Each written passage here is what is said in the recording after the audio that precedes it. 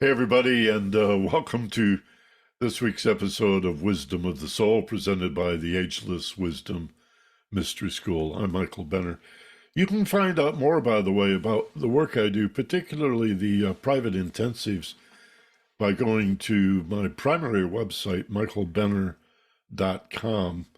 I should probably mention this more. You can schedule free of charge and without any obligation at all an introductory telephone session or Zoom. We usually use a telephone, but Zoom, whatever works for you. And we'll spend 30 or 40 minutes just chatting. And you can find out what you think I might be able to do for you. And then I'll give you a sense in the same way of what I think I might be able to do for you. Working a lot with anxiety disorders, but all forms of problem solving, decision making, goal setting, and emotional intelligence. We work primarily with self awareness. So if you want to check that out, michaelbenner.com, and poke around in there. There's a lot of cool stuff. The podcast page, for example, the Ageless Wisdom Mystery School podcast, which is basically an edited version of this class, although we have well over 500 episodes for over 14 years for you to explore. And there's a reading list on that page. And might want to check my media page out someday. And there's a page about my book, Fearless Intelligence, and a lot of cool stuff. Sort of boggles my mind to think about how many hours my web guy and I have put into building that website. Websites are pretty cool. It's a pretty cool thing. So today we're going to talk about finding hidden stress. And as I was mentioning just before we started the recorder, I really wanted to call it finding hidden fear. But fear is a frightening word. So I called it finding hidden stress, so it wouldn't scare too many people off. And I do have some detractors who, over the years, like the bulk of what I teach and what I have to offer, but they're irritated that, according to them, I focus on fear so much. And why do you keep talking about fear? Why are you obsessed on fear? And of course, it's because it's the enemy. It's the only enemy. It's, as Roosevelt said, the only thing you have to fear is fear itself. And what an irony. Fearing fear, it sort of suggests a vicious cycle, doesn't it? Or a loop where that fear of fear amplifies your fear and becomes greater and greater.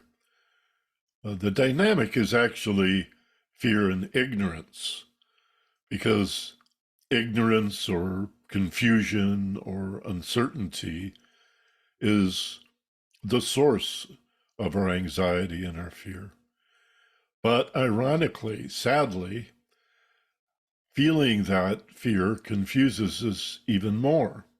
It creates more uncertainty, more ignorance. I hate to use the word, but there are not a whole lot of words for ignorance or confusion or uncertainty, lack of awareness, misunderstanding.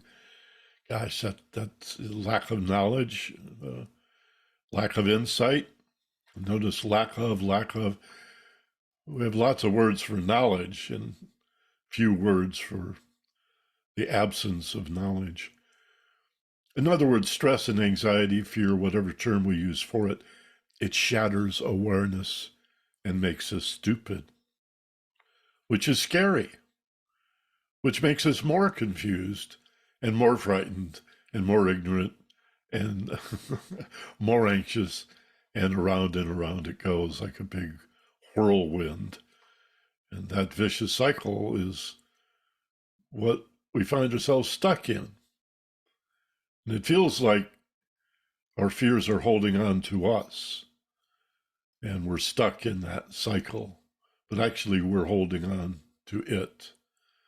And when it comes to finding our hidden stresses, our hidden fears and anxieties, so as to liberate ourselves and be free and be ever more intelligent and insightful, we have to follow the fear. We have to find it, not only when it's big and overwhelming. How do I deal with all this anxiety and all this stress and all this confusion and things unknown? Not just the big stuff, but there's enormous value in dealing with the most subtle apprehension, nervousness. No, I'm just a little nervous, that's all. Or how about this one? Men in particular. Well, I'm not afraid, certainly. I do have my concerns. Well, what the hell? What's the difference? Just a little bit of concern is just a little bit of fear. Let's call it what it is.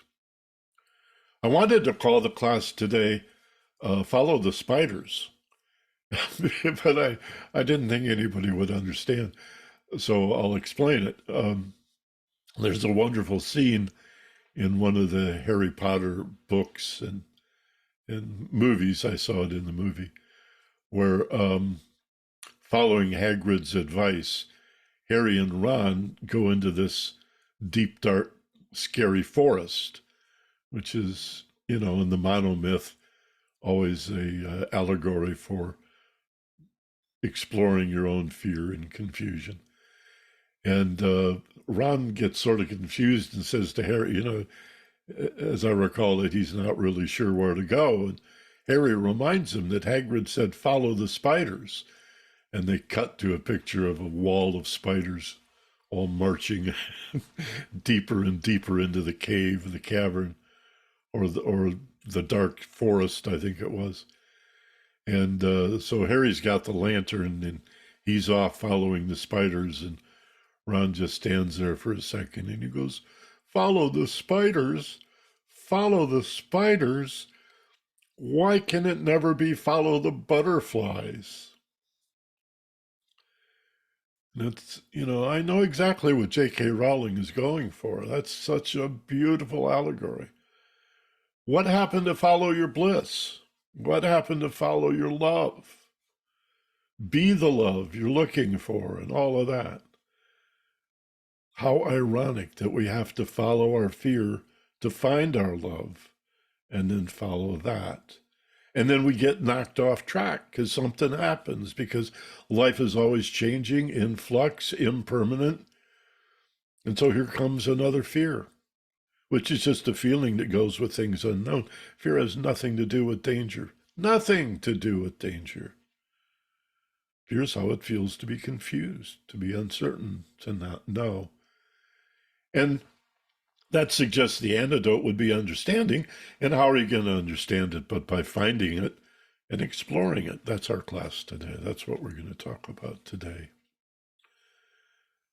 So don't be afraid of fear. It's a fantasy. You've probably heard fear, F-E-A-R, false evidence appearing real. It's a nightmare. It's all made up. What are you afraid of? I don't know. That's the point. You're doing it to yourself. A little part of what we don't know is about the world around us and other people and what might happen out there. The vast majority of what we don't know is in here. We do need situational awareness to be fearless, but much more importantly, we need expanded self-awareness, not just coping skills, but an identity of one who finds fear, stress, anxiety, and then follows the spiders and the dragons and the demons into the depths of your unconscious and be the light that illumines. And then you understand, and then you're free from fear, and then your understanding expands, and your peace of mind expands, and you get smarter and more peaceful. Now it's an upward spiral, don't you see? And this is where our happiness comes from. That's why I obsess on fear, so I can eliminate it, so I can become fearless again and again and again. It's not a destination, it's a process. So with that, let's do a little meditation. What is that but a stress reduction exercise? So get comfortable wherever you are, in a chair, sitting on a sofa or your bed, meditation pillow. Close your eyes. Take a couple of slow, deep breaths. Taking your time, begin to slow everything down. Even though it's sort of a lazy Sunday morning. Happy Mother's Day, by the way. Everybody has a mother. Happy Mother's Day. Birthday should be Mother's Day. I always celebrate my mother on my birthday. Pulling in strength and power as you inhale.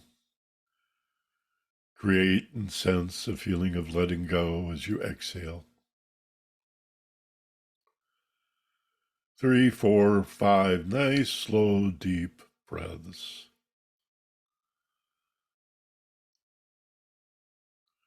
And then breathe normally. And begin to scan your body, slowly sweeping from head to toe and back again. Releasing all the tension, the muscular tension. Feel muscles relaxing and unwinding. Slowly sweeping the full length of your body. You create and sense a feeling of letting go, of tension. Feeling safe and relaxed, purposefully safe and relaxed. Still, quiet, peaceful. Takes a little while to settle in. Feel the letting go.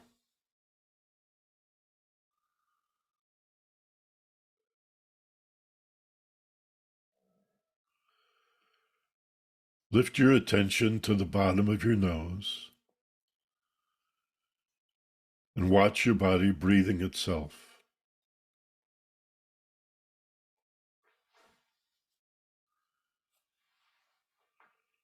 Remind yourself that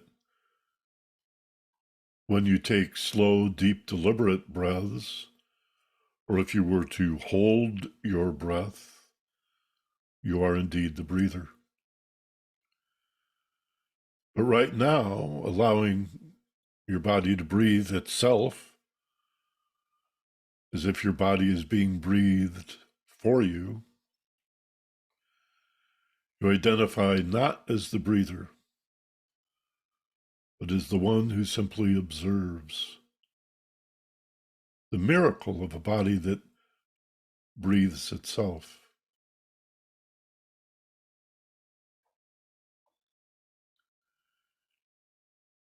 And consider how free we are to think and feel and take action, to make decisions, to set goals, because there's no need to monitor our breathing or regulate our heartbeat or the digestion of food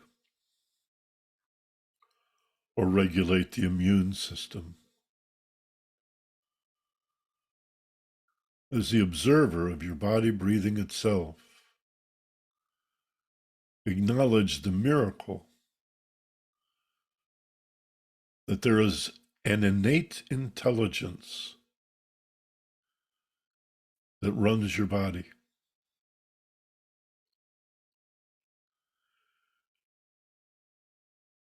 And that your health and your well-being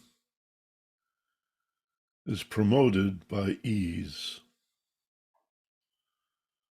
The safer and more relaxed we feel, the healthier we become. The more you turn that over and acknowledge it, the more ease and peace you create.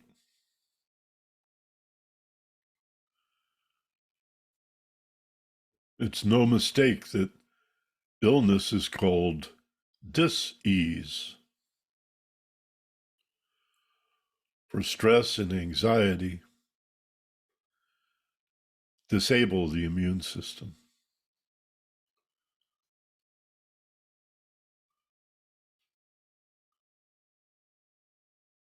Stress and anxiety, fear by any name, not only weakens and debilitates our well-being, inhibiting the immune system that keeps us strong and healthy, it also shatters awareness.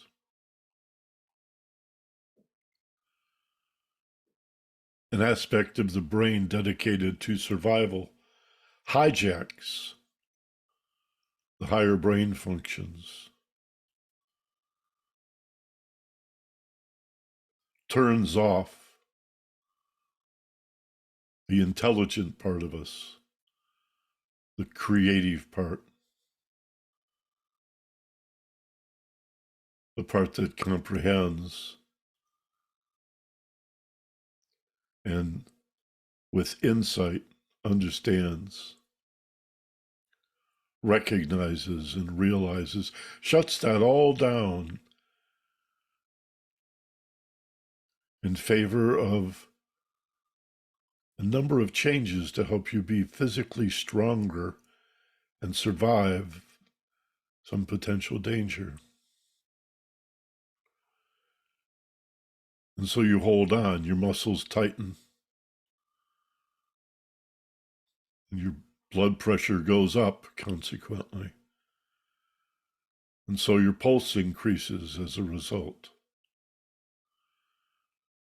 You'll need these responses to survive any potential danger. Your pupils actually dilate. Brain waves skyrocket, preventing you from focusing your attention, scattering attention, to minimize the likelihood some danger will sneak up on you. Your whole outlook on life changes as we become more and more stressed, responding to things we do not understand, within us and without us. A lack of self-awareness, a lack of situational awareness, promotes anxiety, which makes us even less aware and more anxious and more confused. And around it goes. And if the danger is real, and we do survive by fighting or running, then there's a recovery period. But in a modern high-tech society, where the sources of our fears and our stresses and our anxiety are invisible and unseen, often there's no point of recovery. And stress becomes a lifestyle. We fixate, we obsess on the unknown, looking for danger in every shadow, around every corner, in the center of everything you do not understand.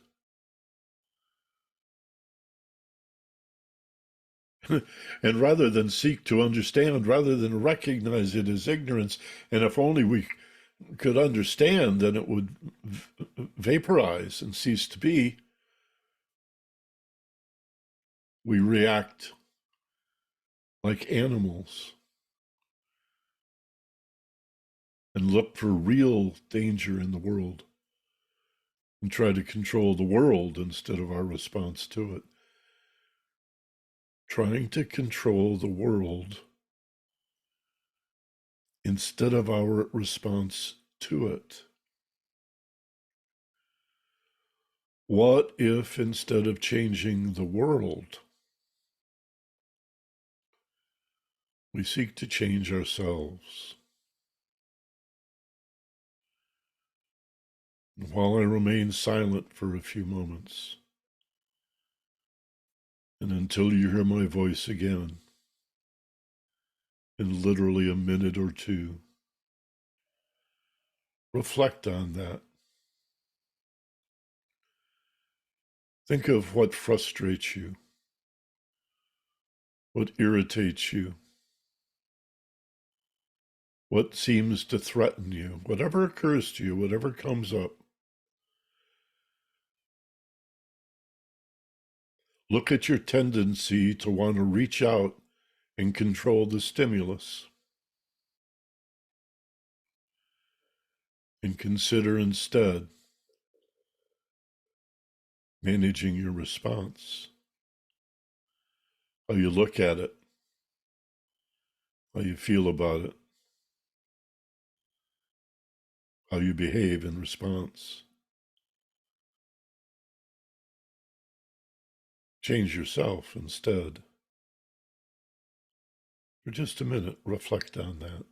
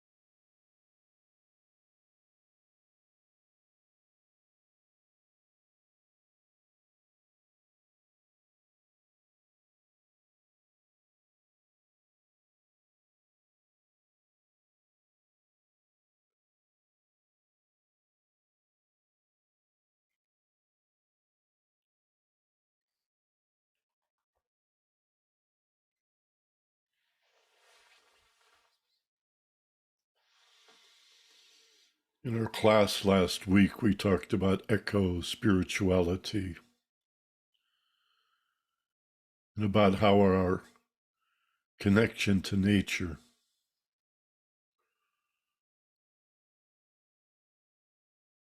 if we acknowledge it and develop it, develop our understanding of it, creates such peace and harmony.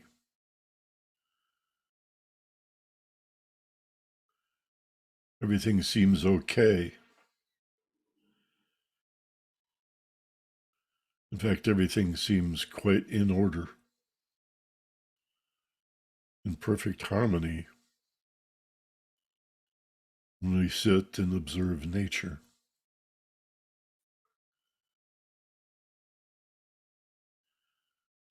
Everything about nature is in perfect harmony.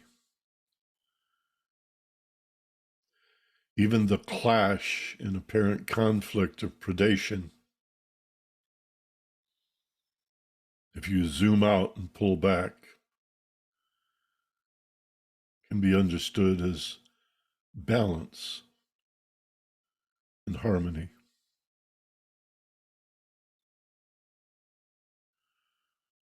Who are we to remove ourselves from the beauty and the harmony of nature?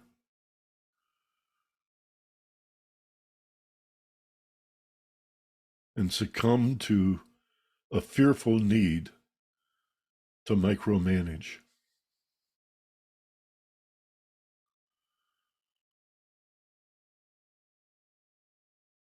What is the essence of this set of desires that compels us to always want more and different?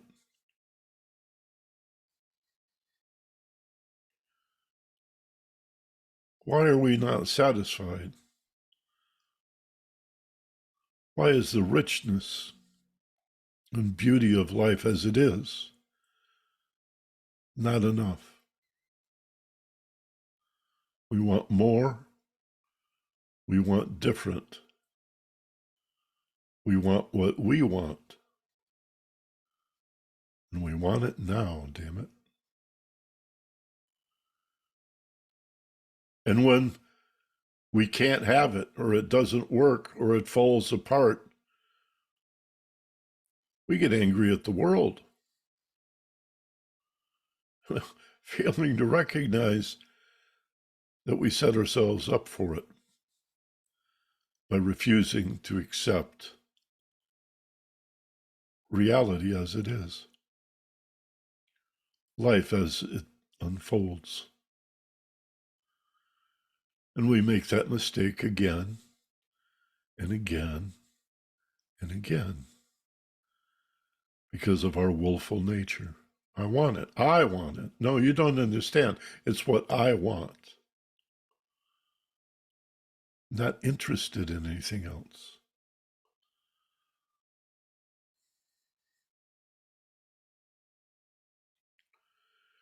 You think maybe we're a little too self-centered?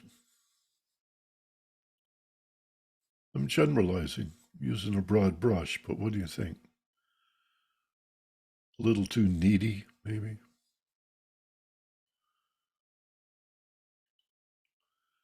And if we do want to modify a situation to make it better, to improve it, to customize it, to tailor it to fit our needs, well, that's okay. As long as you know there's a consequence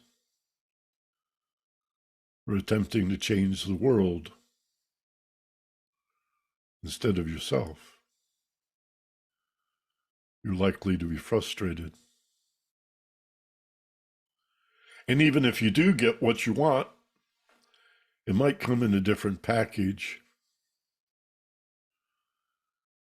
Maybe you got what you wanted, but damn it, I really wanted the red one, and I had to settle for the blue one. Although I sort of like the green one. We're never really sure.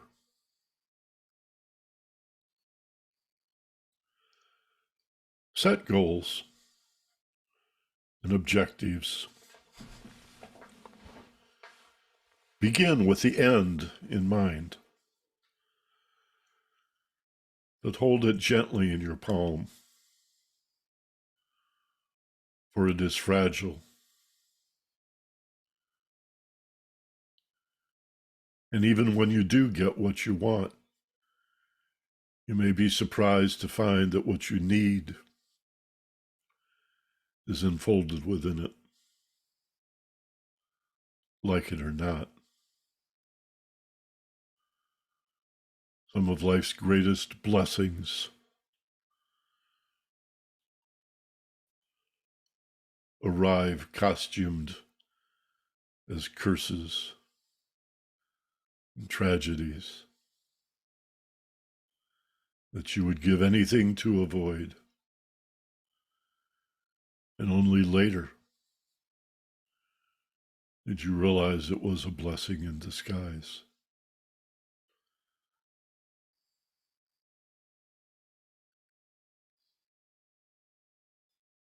Devote yourself to be an adventurer, an explorer of the most subtle anxieties, just a little bit of worry, the most subtle apprehension or concern. And instead of pushing it away, denying it, avoiding it, or wanting to change it, move directly into it. If spiders frighten you, follow the spiders. Go deeper into anything you do not know. It's only shadow. It's not dangerous. It's the brain saying, hey, we need more information. Fear, stress, anxiety, everything from panic and horror and terror and freak out on the high end to the most subtle nervousness and apprehension, just a minor concern on the low end, and everything in between. These are feelings that say to you, we need more information here. We need greater insight and understanding. Put down your sword, throw away the shield, move directly into it, and be the light. Be the light that illumines your path into the shadow. Be the curious witness, the explorer that wants to know, that loves to understand. If you think the universe is frightening, call its bluff, check it out. It's likely you'll find unimaginable beauty.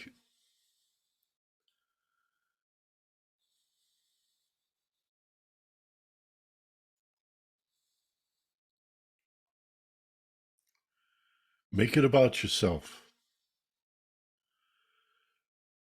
Fear, stress, anxiety, whatever name we use for it,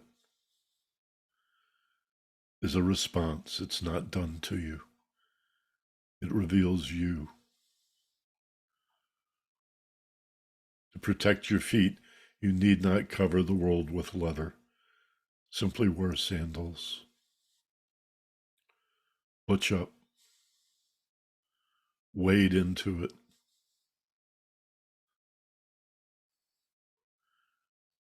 My God, you are an infinite, eternal, immortal, indestructible, bulletproof being of love and light. There's nothing to fear but fear itself. Breathe. Take a nice, big, slow, deep breath now. And as you exhale, feel the letting go. Physically, mentally, emotionally. Put it all down. And form the intention to return to the wide awake state. Feel a gentle floating upward, like a scuba diver gently drifting up toward the surface. And 3, as eyes open. Open your eyes now, wide awake, alert, rested, refreshed. Come on back. Feeling fine, feeling better than before, back in the room. And another big breath.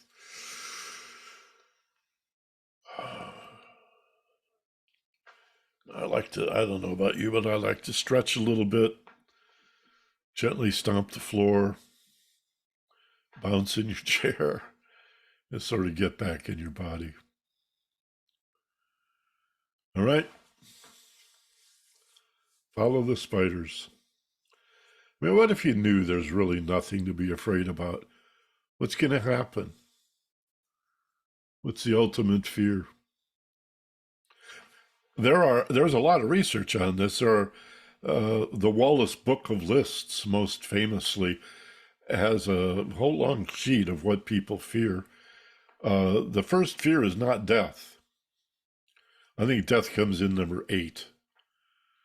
The greatest fear is what I'm doing right now, public speaking. That is routinely the most terrifying thing that anybody can do. It's just, most of us are just terrified by what other people might think of us or feel, as if that matters. And what do you care what they think? I think the way I dealt with this as a public speaker early in my life, and then a news guy on the radio, and then a commentator and talk show guy on the radio, was to remind myself up front that I was not, there was no way in hell that I was going to please everybody. In fact, I found a certain amount of comfort in displeasing a lot of people, upsetting them. Because if I could rock somebody back on their heels, I mean, and do it in a diplomatic way with kindness and insight, maybe you got to push people a little bit, you know. I mean, the radio talk shows were, after all, a show. It is a show. So there is that. But I didn't eviscerate too many people unless they really got hostile in their promotion of war or hatred or racism or misogyny or some form of bigotry and promoting fear. And sometimes I would go for the throat rhetorically. But we did have our share of death threats. That's how frightened these people were of speech. We see that a lot of that today. So many of us are afraid to speak, to upset. For example, for most people, it's enough to know I am not a racist. Well, I don't think that's enough. You need to be a dedicated, devoted anti-racist. You know, it's not enough to say, well, I'm not a fascist. I'm not interested in authoritarian tyranny and Nazi ideology and white supremacy. Yeah, but are you a devoted anti-fascist? Are you committed, as our fathers and grandfathers were in World War II, to opposing fascism? Imagine what they would think if they saw what was happening on the right. And we can disagree about what appear to be politics or culture wars. The left and the right, there's so much room in the middle to be contrary and complicated and contradictory. That's not the problem that we disagree. The problem is that sometimes, particularly in this authoritarian element, there's a resorting to violence. It's the violence that should concern us. Without violence, we can disagree till the cows come home. Who cares? So what? Vive la différence. I disagree with you, but I fight for your right to say it. That kind of stuff, right? So let the racist be a racist, and they can scream and shout their racist platitudes. But the violence, that's where we have to draw the line. And all the guns tend to be held by one group of people, the highly self-centered, but moreover, extremely fearful people. That's how you avoid getting political when you look at current events. You see the fear in others, but also in yourself. Now, again, when we find hidden fear, that's our topic today, finding our hidden stress. Call it fear, anxiety, worry, doubt, nervousness. It's all stress. It's all fear. It's one thing to deal with stress and anxiety when it's big and overwhelming, and you know you need to do something beyond have another beer, or smoke another doobie, or stop watching the news, or whatever. It's going to find you. Your uncertainty, your confusion, it's going to find you. Most of us are so hardwired that we have this pre-existing disposition to be frightened, and then we go looking for reasons to justify it. And then we play a little game with ourselves that, well, this is the reason I'm afraid. No, you were afraid before you discovered the reason. So check that out. But my appeal today is go beyond the big, overwhelming, obvious fears and stresses and sources of anxiety in your life and begin to look at the subtle, the hidden stress in just feeling off, for example. You wake up and you just don't feel right. Or even in the middle of the day or late in the day, you realize, I don't know, I'm off somehow. Something's not right. And what do we do with that? Usually we take it into the brain and cogitate and think about an emotion. When did that ever do any good? Thinking about the way you feel, thinking about the way you feel, thinking about why you feel the way you feel. You don't use your feelings to solve math problems or science and technology. Why would you do the reverse? Why would you use reasoning and logic and analysis to try to discern the subjective? Well, we do it because nobody's ever taught us any other way. What does it mean to feel a feeling? To move your awareness down into your body and listen and look in a quiet, calm, open, receptive way to the voice of the soul. This class is called The Wisdom of the Soul. It has a voice. It speaks to you through your intuition, that still, small voice. You see, fear shouts. Wisdom whispers. So you have to calm yourself down to get to the insight. What is bothering me? Why? I'm not afraid. There's not any big danger. I look around. Everything seems to be okay. Could be better, but it's pretty okay in my life. Why do I feel so irritable? Why am I grumpy? Why am I taking it out on the people around me? Why do I project?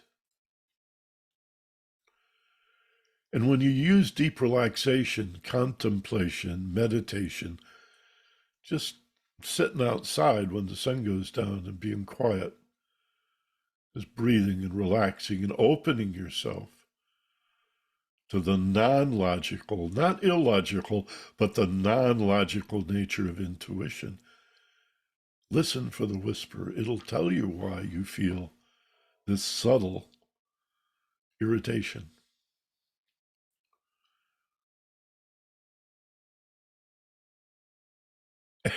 And often as not, you'll be amazed. And if you repeat the process, if you make it a practice, you'll get better and better and better at it, like anything else. And you'll begin to recognize how the mind works, especially those intrusive thoughts that are petitioning you for your attention. And all along, you thought that was thinking, and you called it thinking. But the truth is, we're a victim of thinking. This is not task-related, purposeful, deliberate thought. We're talking about the intrusive noise when your thinking is unrelated to a particular task. And we think it's us. It's not you. It's garbage from your unconscious. A lot of false assumptions from your childhood. A lot of hurt and pain that you never really reconciled, never really understood. Screaming out for understanding. But maybe you don't know that those feelings, those voices are from 20, 30, 40 years ago. You don't recognize them. You think, I'm irritated now, and there's only one person around me, my spouse, or some other member of my family, or maybe it's the people at work that you end up blaming. It's not them. Remember, we've talked about in classes where we've done emotional intelligence, this idea that somebody pokes you with a long bony finger, you may find that irritating. You may find it playful. But if they suddenly poke you where you have a pre-existing bruise, and it only hurts when you touch it there, ow, oh, and they poke you there, you will proclaim, ow, you hurt me. And that's frightening, and it generates anger and sometimes even hatred, without any understanding that all they did was poke you in a place that you were already hurt. Don't blame them. Heal yourself. Take ownership of the hurt. And I tell my clients and my students over and over, make it about you. And they look at me like, oh, you're telling me I'm to blame? I want to talk a little about defensiveness too. We did a class on defensiveness a few weeks ago. I want to touch on that. That's another source of hidden fear, hidden stress. Oh, so I should blame myself. It's all my fault. Is that what you're saying? And I said, no, it's not your fault, but it is your responsibility. It's your hurt. Just because somebody stimulated your hurt, whether it's a long, bony finger or a careless statement. Yeah, maybe it was a stupid thing to say. Maybe it was thoughtless. But this is somebody in your family. This is somebody who you live with. This is a dear friend of yours for years and years and years. Those are the people that are most likely to hurt us. And suddenly they become the enemy. We have to be accountable, responsible, to recognize our emotions, and fear is a primary emotion, as our response. So what is fear by any name? What is it a response to? What is the common link? What is the thread that runs through all of our anxieties and stresses and fears? It's a response to not understanding. It had nothing to do with danger. That's what fear is. So wouldn't the antidote to be to understand? Ralph Waldo Emerson, knowledge is the antidote to fear. I wish he had said understanding is the antidote to fear, because understanding is superior to knowledge. Anybody can know things, but do you understand them? But I don't want to pick nits with Ralph Waldo Emerson. I'm an Emerson freak. I think, incredible guy, major contribution to uh, humanity, to our culture. Self-reliance is what he's all about. There's a 2,000-year-old saying, some ancient Greek, what was his name? I think they call him Livy or Livy, Livy, from like 2,000 or more years ago. And he said, we fear things in direct proportion to our ignorance of them. So that's all fear is. So let's get hip to the trick. If it's just a feeling that goes with not understanding something, wouldn't you want to understand it? Wouldn't you want to follow the spiders? And wade into the scariest parts with a desire and insistence to know and understand, not the world around you, to know and understand yourself and the mind games that you play, because all your fears are fantasies. They're nightmares. They're delusions made in your brain of what you do not understand. And if that's not a call for understanding, and if that doesn't flesh out the meaning of love and consciousness, then nothing will for you. That's what it means to love. To understand, love your enemy. What in the world does love your enemy mean? Don't ask a Christian. Most of them have no idea what love your enemy means. It just means to understand them. It doesn't mean to be reckless and turn your back and give them what they want to steal or allow them to harm you or anything stupid like that. It's not what love your enemy means. It means to get hip, understand what's going on here. Have some compassion for their fear and their suffering. Because the only thing that is as dangerous as your fear and your ignorance is the fear born of ignorance in others. And they mirror us. And that's what happens when people argue.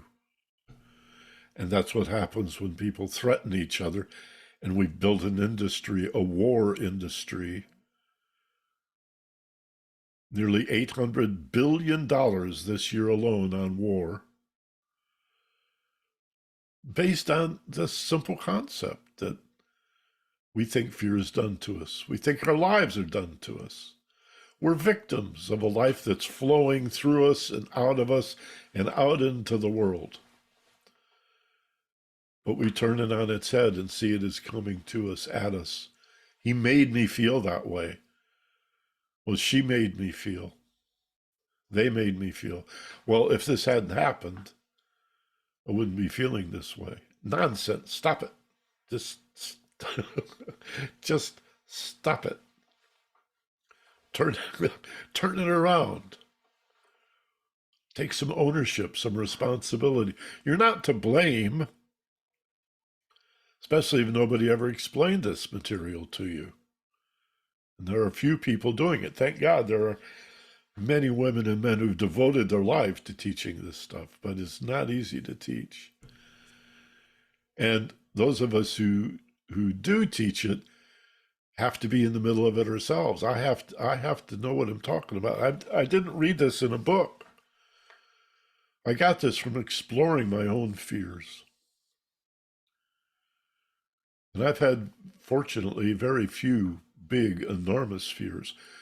But early on, for whatever reason, I became fascinated by the most subtle fears. Why am I in a funky mood? I'm not afraid. I can't really call it fear.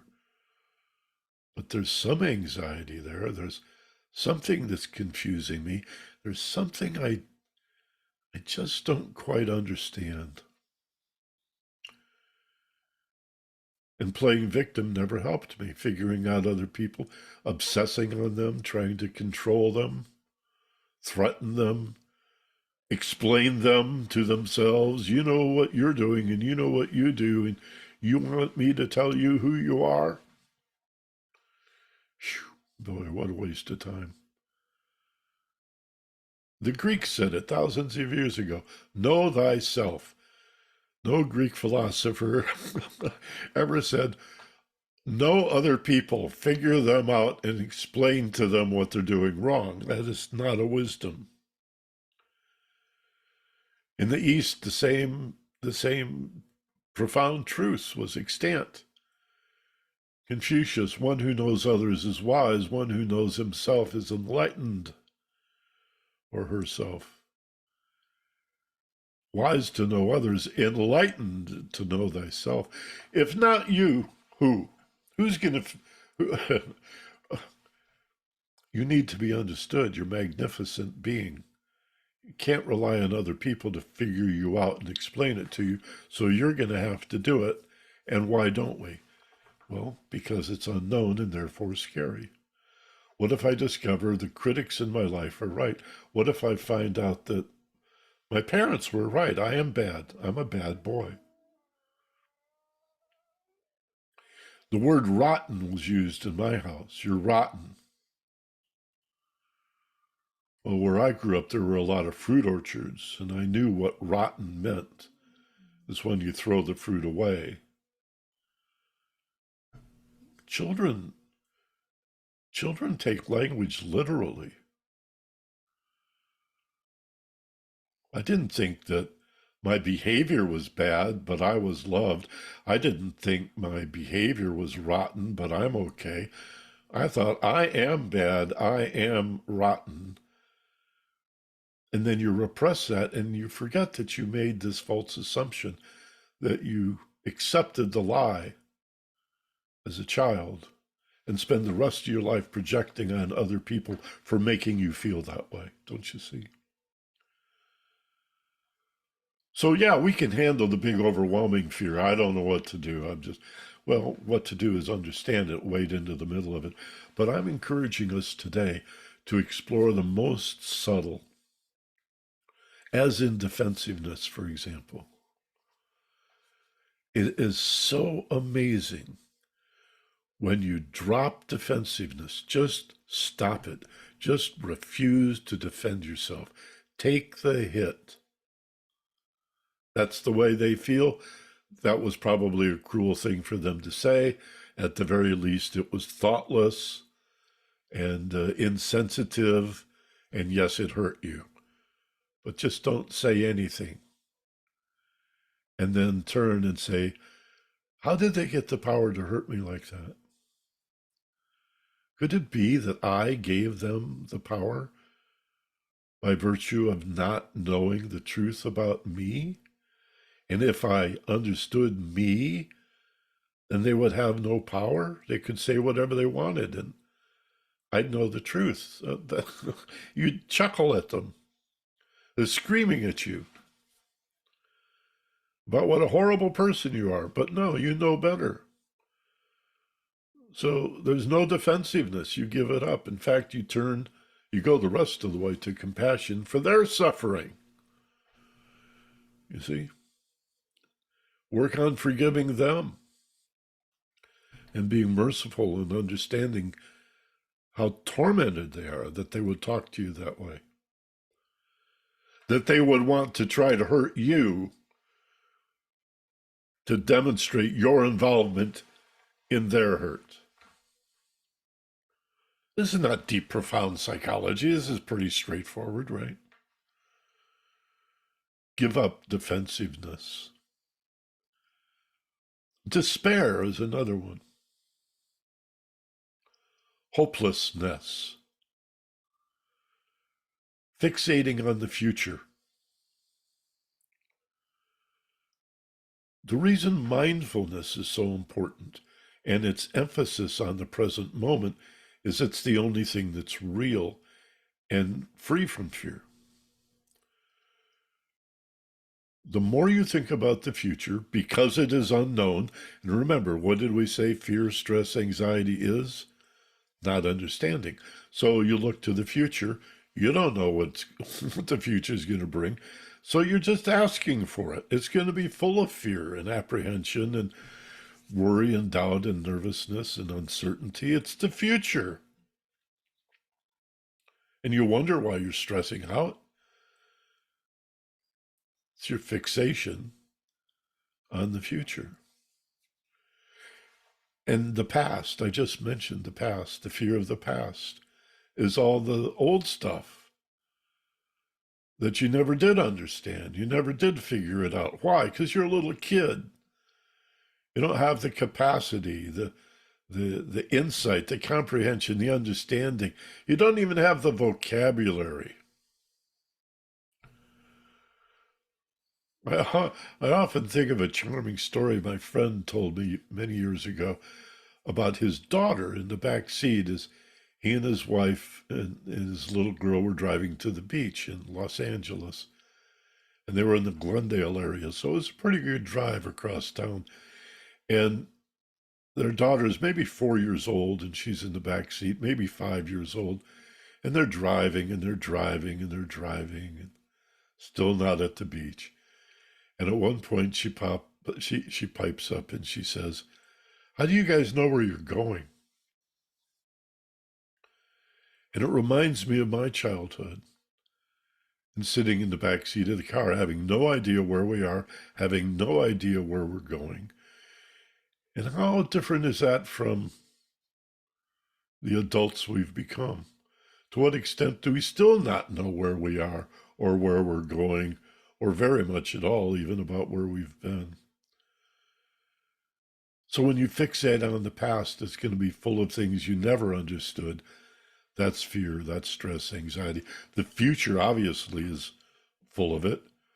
So only when you come into the reality of an eternal, infinite, always unfolding, in each nanosecond, new again, present moment, are you likely to be able to adopt an attitude of fearlessness? Because you're right here, right now. That's your point of power. I remember reading that in a Seth book when I was 22 or 23 years old. Seth Speaks. You ever heard of Jane Roberts? The trance medium. Seth said, "Your point of power is now." It hit me so hard I had to put the book down. It still occurs to me just how incredibly profound that is. And I didn't know anything about Eastern philosophy and Buddhism and Eckhart Tolle and the power of now, and the only thing that's real is the present moment. And nobody'd ever heard of mindfulness, but that was my first exposure to it. My power is now. That's where I put my feet. That's where you plant your feet. If you want to lift the world and you need a lever, where do you put your fulcrum? Where does the lever get its power? From the fulcrum here, now, not in the past, not in the future. And even if you explore your past or plan your future, do it from now. Don't get lost in the fantasy. Your brain doesn't know the difference. You review the past, the brain thinks you're there. You review the future, the brain will go there and think it's real. Hell, you watch a movie on TV, your brain thinks it's real. Your conscious mind knows the difference, but the brain doesn't know. The unconscious mind doesn't care. It's real enough.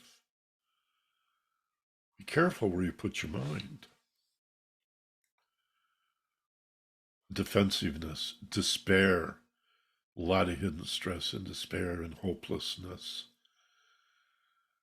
But I want to go to Q&A here. Melinda's co-hosting today. So if you have a comment, a question, just note it in the chat box, address it to Melinda, and we'll go to these questions and go to these comments. And there's probably a number of points that I've overlooked and didn't develop fully. But my overall appeal is, don't limit yourself to thinking fear is only big, overwhelming, terrifying, freaking out, oh my God. It's it's also in the subtlest of irritations. The, the most slight frustration, any confusion or discontent. There's a good word. First noble truth in Buddhism is life is suffering. You shall know suffering. People say, I'm not suffering. Well, the problem is the translation. Maybe discontent. Why are you discontent? How often do we really feel like we've arrived at a peaceful state of contentment and satisfaction? And how about this? Fulfillment. Have you ever felt fulfilled? Like, I'm done. I've arrived. Yeah, I've got a to-do list. Really need to change the oil in the car one of these days. I've been putting that off too long. Got to get that done. There's a few things, I got to order that odd light bulb. Got to get to that. We got to remember to order that light bulb. It's always going to be a few of those things, right? Even dusting your house, you start in one end, get to the other, and by the time you're done dusting the other end of the bookcase, it's already started to settle. There is no there with those kinds of things. But I'm talking in the larger sense, feeling on track. The way you feel in nature, okay? The way you feel, or should feel ideally, when you just sit and watch the sun go down, watch Venus come out. That's what I've been doing the last few nights, just watching Venus. I try to get out there before I can see it. And then, oh, there, I saw it. And then in the next 45 minutes, Venus gets brighter and brighter and brighter. And then the stars start coming out. And then my solar lamps pop on around the yard. I set aside that hour. I try to. There's many, many nights I don't get to do that because I get confused and I think I'm busy and that I have more important things to do than tend to my peace of mind. I've got nobody to blame but me for that. Check out the subtle stuff. Be curious. Be interested. Be fascinated. Why am I not content? Why am I not fulfilled? What is gnawing at me? No, it's not fear, but it's just a very subtle form of not knowing, right? And as you get masterful at exposing, unmasking, understanding what's going on with these very subtle irritations and frustrations, the hidden stress and fear in our lives, you become a wizard when it comes to the big stuff. So I can handle this. I can handle all of this and all of this and all of this. This is just a bigger form. I can do. We'll get through this one step at a time. We'll break it down into bite-sized pieces. We'll get through this, right? Sometimes you have to be the parent or the partner that you've always wanted and do for yourself what you've needed other people to do for you. And if you feel you could benefit from someone just once putting their hand on your shoulder, looking you in the eye and saying gently, everything's going to be okay. You're going to be fine. We got you. Do that for yourself. You can, You can. You're fine. Everything's okay. It really is. Okay, Melinda, anybody interested in commenting or questioning? Not as of this moment, until someone pops up.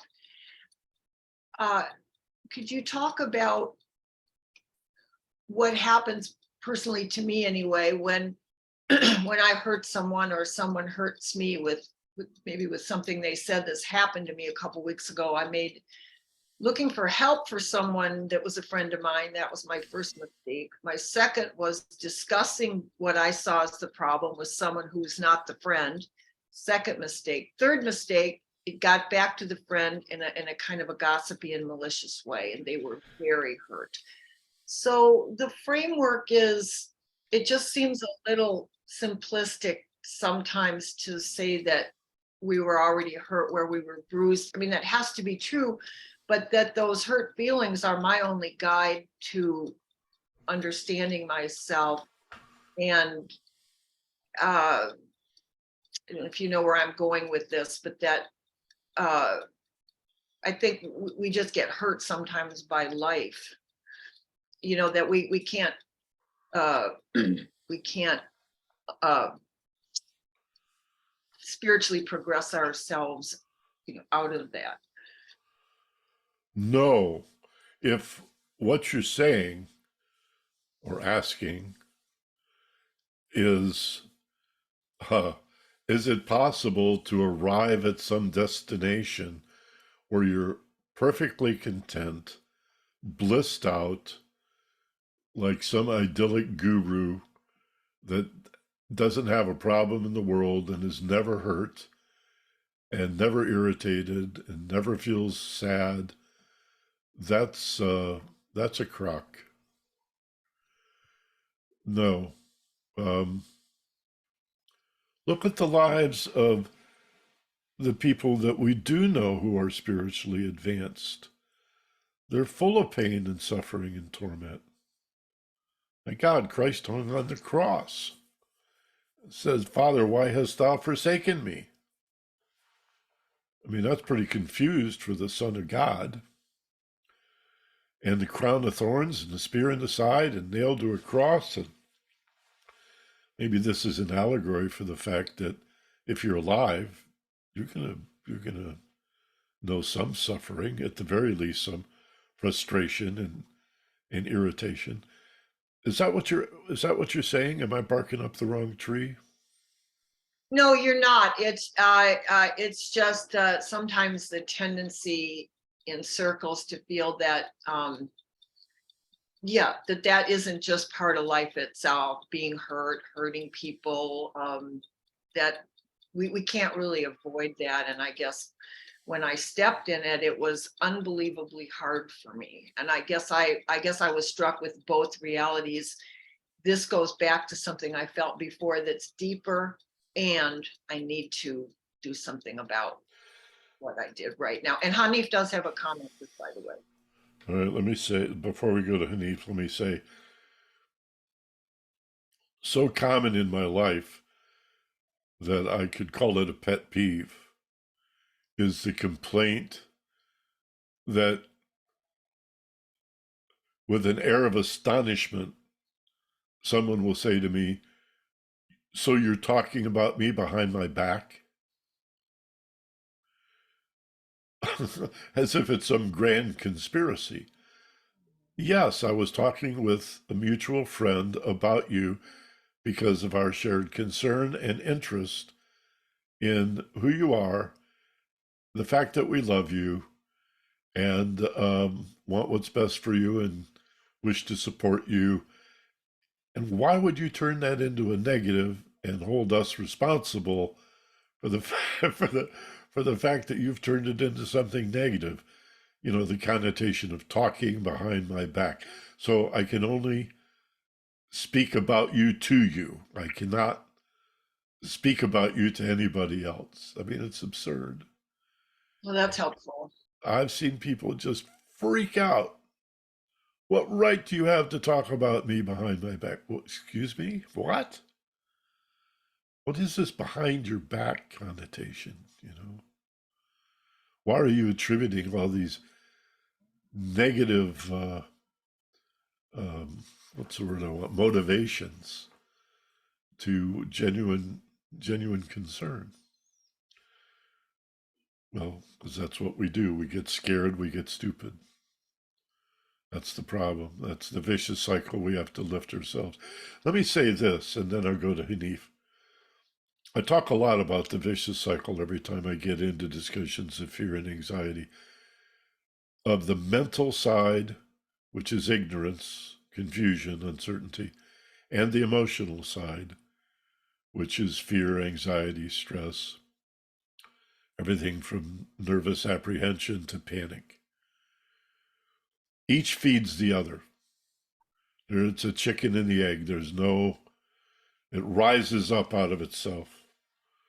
Where anything frightening is going to create a lack of awareness and make us stupid, shattering awareness and focus and understanding, which is a frightening experience, which makes us more ignorant and more afraid and more ignorant, more afraid and more anxious and more confused, and around it goes. Well, there is, as I suggested today, an antithesis, an upward spiral of love, peace and love, and understanding. And each of those promote the other. When you understand something, you take a breath and a sigh of relief, and oh my God, well, now that I understand it, phew. And that relaxation, that letting go, promotes even more understanding, which promotes even more peace. So the question is, how do we get from the downward spiral, fear and ignorance, to this gentle uplift of love and understanding? And the two tracks are relaxation and responsibility. And that's all you need to know. Meditate, contemplate, breathe, let go of tension, because that's how it manifests in the body. And own it. Life's coming out of you. It's not done to you. There's a Nova show this week on PBS I've heard promoted that says, basically the title is Life is an Illusion. It's a function of sense and sensation, and it's assembled in your head. It's not out there in the world. Science program on PBS Nova. Check it out this week. It's not just the hippies and the Buddhists that are saying this. The hippies were right all along.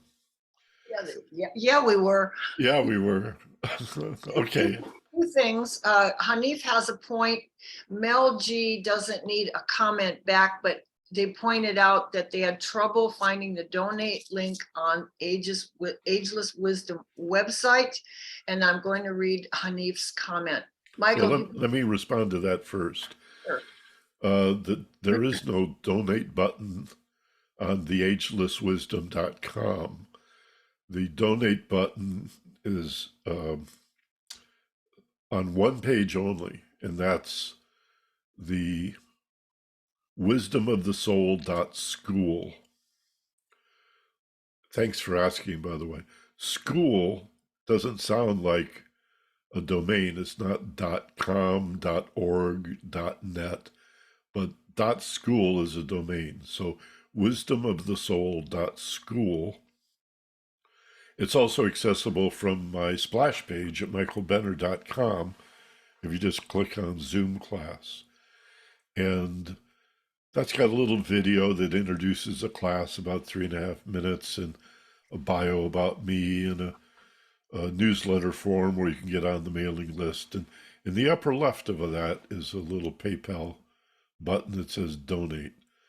So thanks for asking. Also, at the bottom of each newsletter is a link and a QR code every week. And thank you for that. Thank you for your free will donations.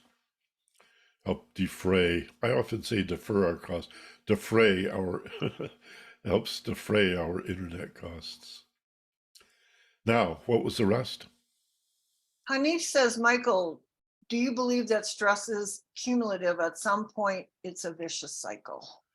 Well, it's definitely a vicious cycle, as I've said, and yes, it is cumulative to a large degree.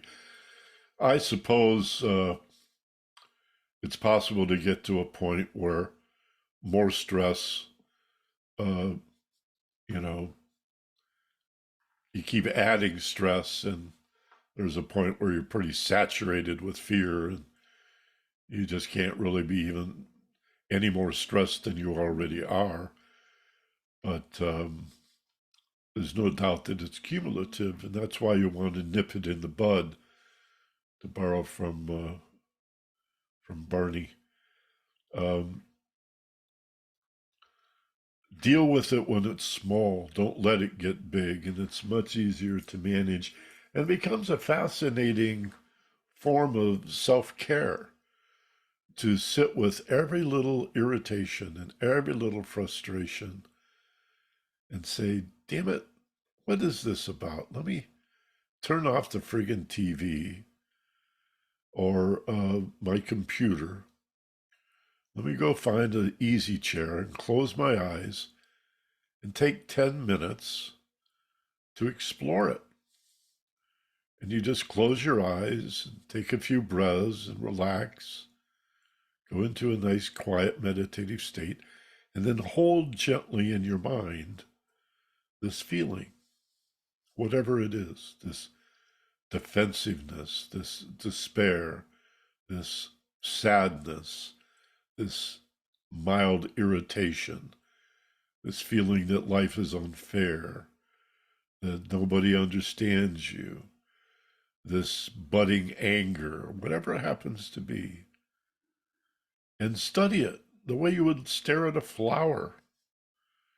Or remember being 5 years old or younger and sitting on the sidewalk and being fascinated by the ants and the roly-polies, and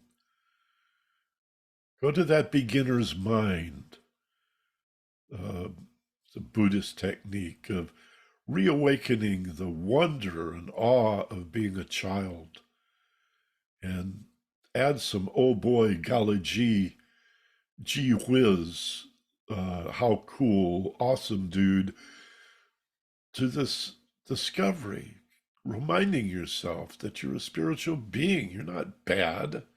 Nothing wrong with you. You're not broken or defective. You're not missing any pieces. You're a being of love and light trapped in an animal's body. Get it straight. Get the pony in front of the cart here. Identify as that wisdom, that soul, that aspect that understands, but it whispers. Wisdom whispers. The fear is shouting.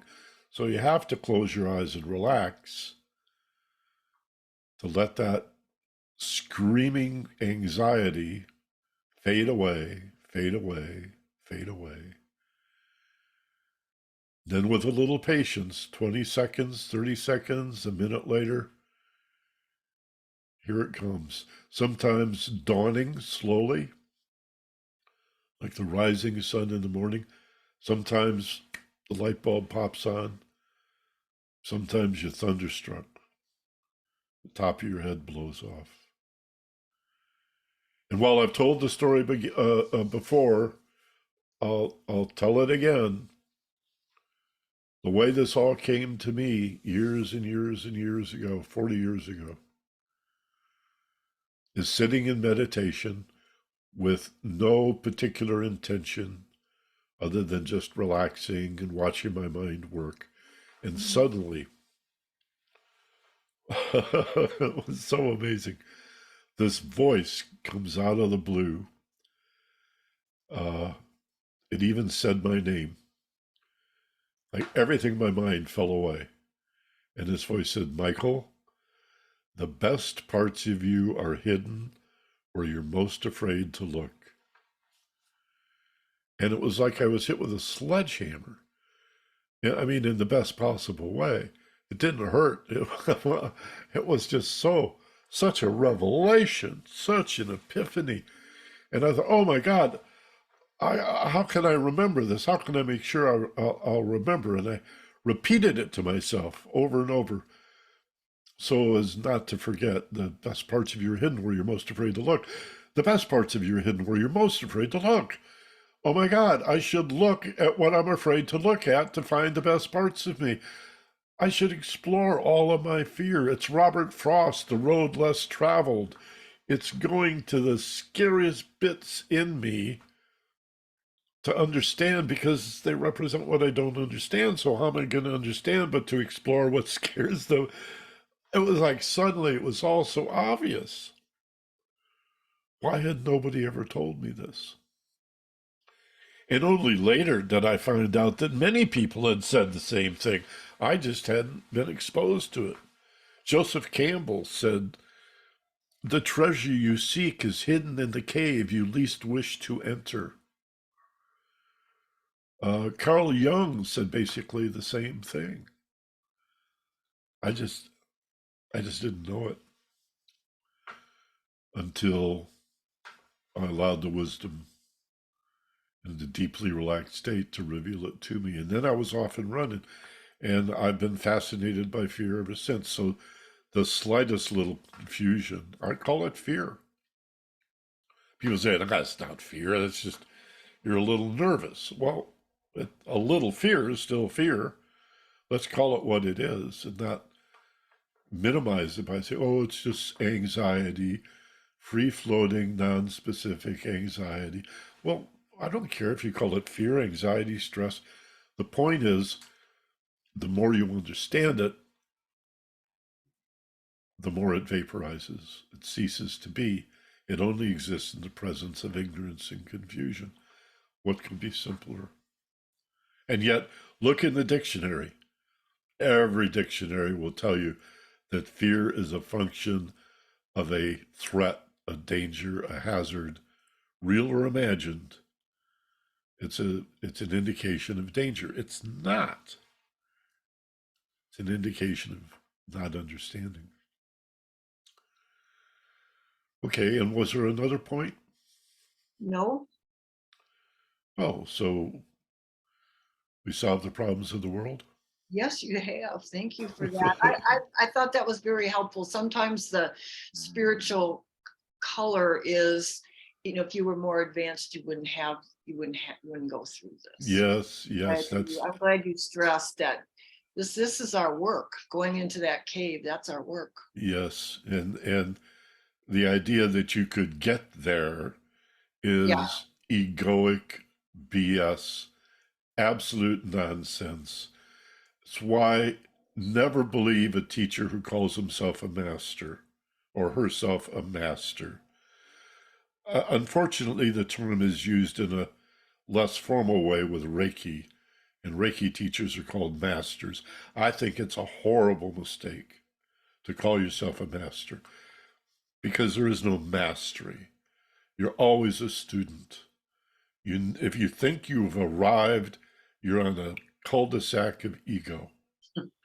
And you see it in guru after guru after guru, where they suffer the experience of true wisdom, the higher self, the soul nature, the truly spiritual nature is, how can I say, pushed into the background, so to speak, by an ego that dresses up as if it's the spiritual self. And the ego is more than happy to pretend that it's holy and spiritual. And I've battled those demons a lot because you get a lot of authority from being a spiritual teacher. And people start doing what you say. And cult after cult after cult, we see the same thing. And we see gurus molesting children and taking advantage of their students. And my God, I worked with a psychotherapist that ended up losing his license because he took advantage of a client. And his defense was, well, we had finished our work. And then a week later, we went on a date. No, you don't do that. The ethic is at least 2 years. You don't date a client for a good idea to avoid it altogether. But that was the case with Doreen and I. I had seen Doreen, not really as a client, but Doreen was helping me write a newsletter, and we were friends for years. before we ever went on a date. And so it's some gurus that I have, teachers that I've really respected in the past, turned out to fall prey to the same thing. A lot of sexual indiscretion, which remember is not about sensuality, it's about power. That's right. And the power that's implied in being a spiritual teacher. No, there are no masters.